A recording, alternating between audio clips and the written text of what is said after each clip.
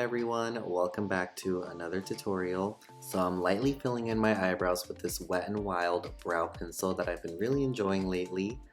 And next I'm taking NARS Soft Matte Concealer to carve out my brow a little bit and to prime my lid for eyeshadow.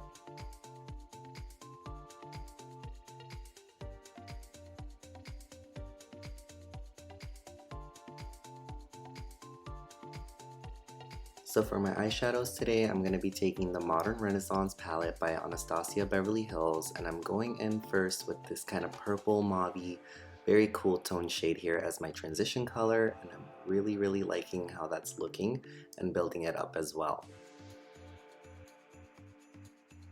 I'm next taking Venetian Red from the palette, and just to add a little bit of warmth to the eyeshadow look, I still want this to be cool tone, so I'm going to be going back and forth between the two shades.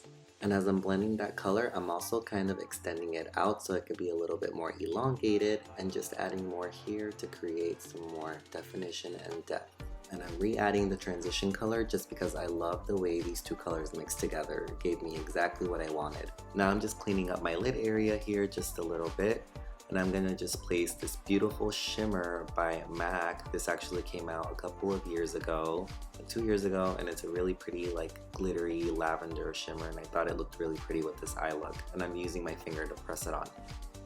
Next I'm just smoking out my lash line with that brown in the palette, and I really like how this looks. It just looks very soft and defined, and that's exactly what I was going for.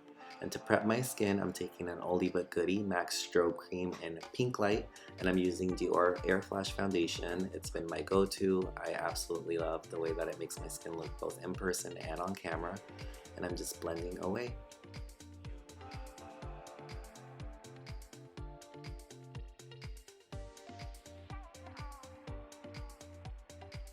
And now taking that same concealer, NARS Soft Matte, this is in the color 1.5 I believe, and I'm just adding it to all of my highlight areas.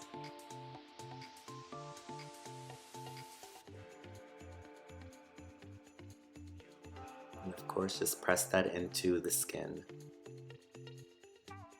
I also put a little bit on my chin, Cupid's bow area, a little bit more in the inner corners of my eye, and on the center of my forehead, as well as down the center of the nose, just so that the face can come more forward.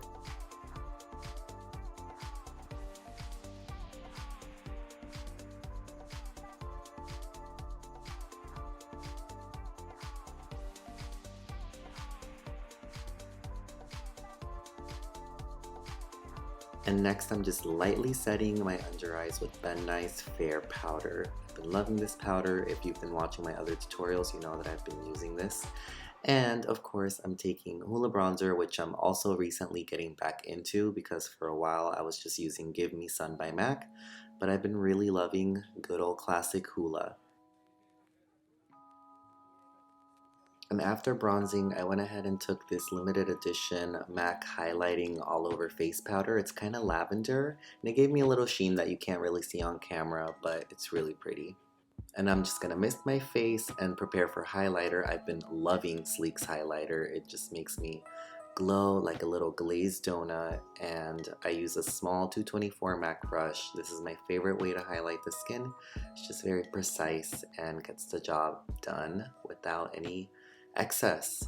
And I always give myself a good old blend with the same brush that I used for bronzer, following up with this beautiful pink blush. I believe this is called Pink Power or Pink Flower by MAC. I'm a MAC junkie since I do work for the brand. I love the products. And to further enhance my cheeks, I'm taking Kat Von D's Shade and Light palette and just running that right below the cheekbones. This really makes a big difference for me.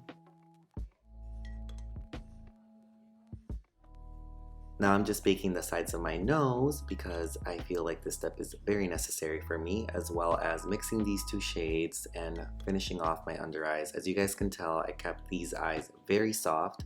I'm giving my lashes a good curl, following up with some mascara and applying some false lashes. I didn't include that part in there. But now I'm on to the lip, and this is a Nightmoth lip liner by MAC. And I also used one of their holiday collection lipsticks. Not sure the name, but everything will be down in the description box.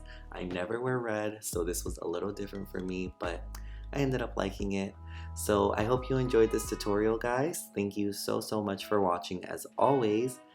And I wanted to take a moment and end this video with a Angel Oracle card. I've been really liking these, so if you would like, you don't have to.